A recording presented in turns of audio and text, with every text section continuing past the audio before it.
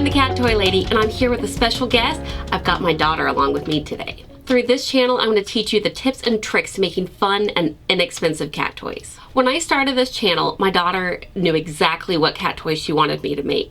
Her favorite book is right here. It's called The Christmas Kitten by Jessica Spahn. She loves it. She sleeps with it under her pillow. She dressed up for Halloween as the kitten. So I'm going to be showing you two different toys made with it.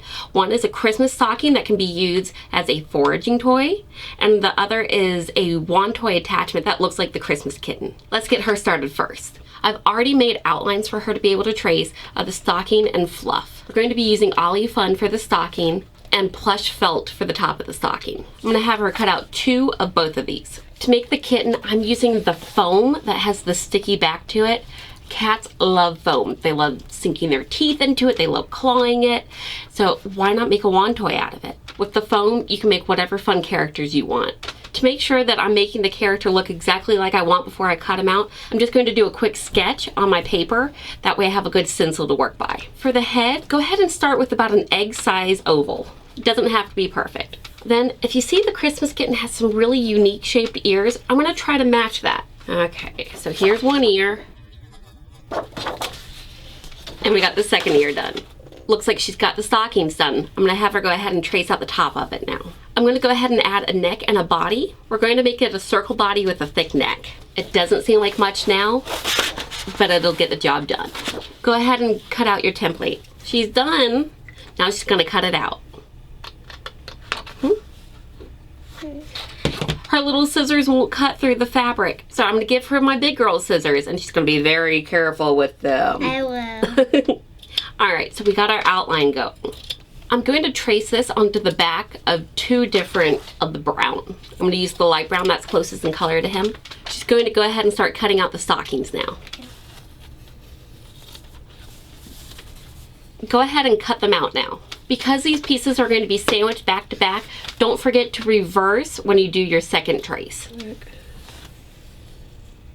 Alright, I made sure that both my pieces match up. Now that my daughter's done with cutting out the Christmas stockings, I'm going to put the two sides that are where you can see the outline where she traced them together.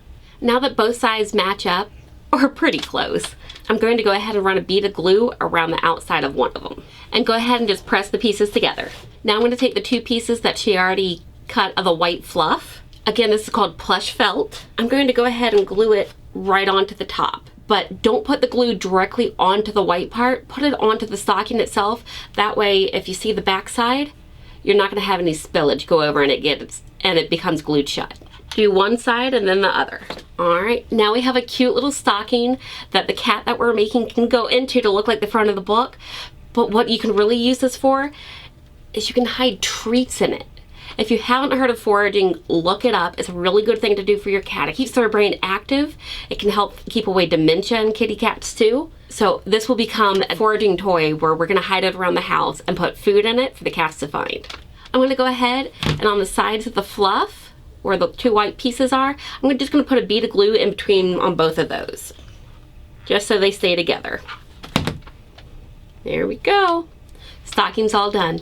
We are going to be putting both pieces stuck together, but for right now I'm just going to work with one side.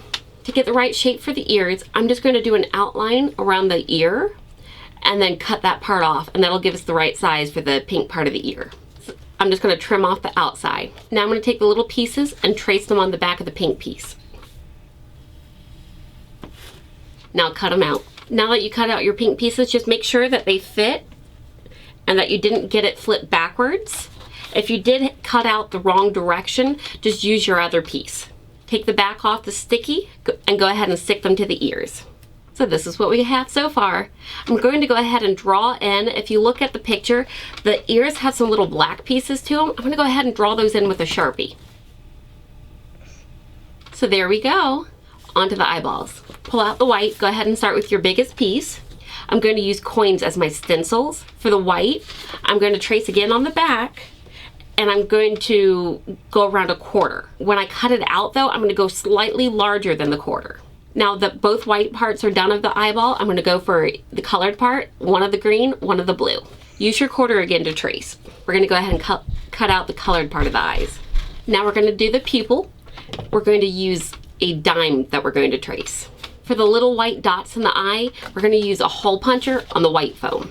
Now you can assemble your eyeballs. You're going to do it in the same color order. So start as the white for your base, and then grab a colored part of the eye, the black, and then the little white dots. Make sure not to center your circles. You want them set off to the side. That way you can see the angle that the eyes are looking. We have one eye. I think she's getting a little bored. She got done way before me. So both eyeballs are done. We're going to go ahead and stick it to the face. Now put the next eyeball on. It's okay if they hang off just a little. And notice how they're covering up the pink of the ears, just like in the picture.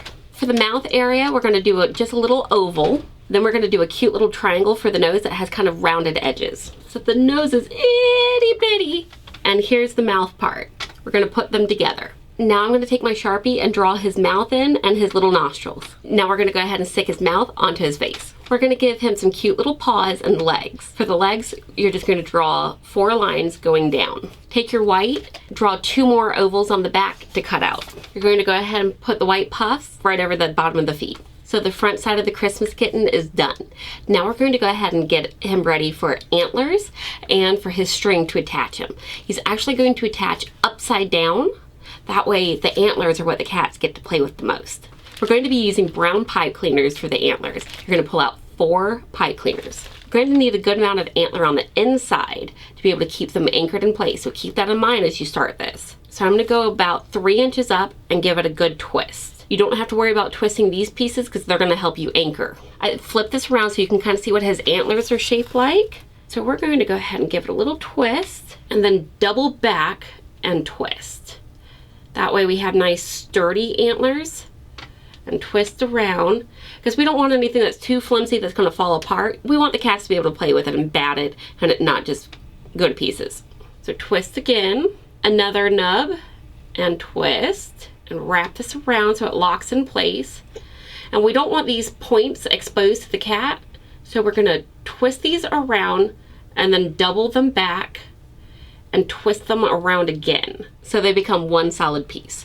Do it again to the other ones. So we can go up a little bit farther on these and make a big branch out. We're going to make a branch and twist, branch and twist, and then off that branch we're going to do the same thing again. Make another branch and twist off that same piece, and then twist this all the way down to where that sharp piece is attached. Then we're going to take this guy, we're going to double him over again and twist and twist and twist. And then we're going to give him a nice little kink. And now we have our second antler. The last piece we're going to get ready is I have some of that elastic cord that you can find in the bracelet making area. And we're just going to unwind about 8 inches of it. Fold it in half. I'm going to go all the way up to the top and tie a knot, just like that. Then I'm going to go down again and tie another knot. That way it can help it not slip out of the sticky part. But see how I gave it little feet? We're going to use that to spread them out to help anchor. Go ahead and peel the back off of one of the sides. It's going to be a bit sticky, so be careful with it. I'm going to take the elastic that we worked with and I'm going to set it down to where the knot will be just hidden inside. See this? This is how we want it. That way it puts as much sticky on it and it's spread out so it can't just yank straight out of it. Now we're going to take our antlers and we're going to attach them too. They're going to go right behind the ears so they don't have to go directly in the middle or anything like that. The ears can cover them up somewhat. So see what I've done with the back? I've kind of spread them out and made them take up more surface area, and I bent them that way they can't yank straight out. Go ahead and peel off the back of the second side. Sandwich them one on top of the other. Once you know that you have it completely lined up, go ahead and just squish the tar out of it. That way that it's really stuck together. Now that you've got it nice and squished, you can go ahead and fluff up your antlers just to make sure that they didn't change while you were manipulating them. There we go. We have a Christmas kitten one toy attachment. Your cat's gonna love playing with the antlers and be able to really sink their teeth into the foam. It's all done, and now we have the kitten and the stocking looking just like the cover of it. By the way, if you think you might like this book, which I bet your kids will, it's available on Amazon.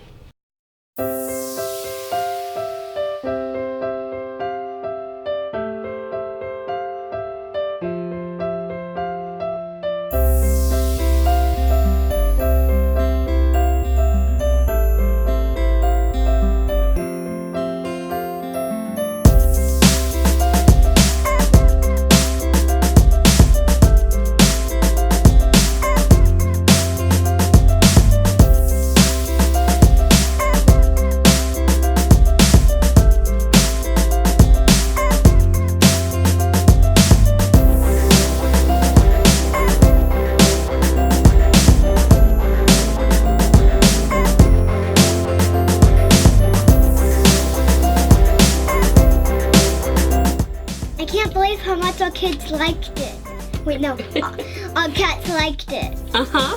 The Christmas kitten didn't disappoint. The cats love sinking their teeth into it. And what did you think of it? It was great. The cats had so much fun. Now go make some toys for your cat.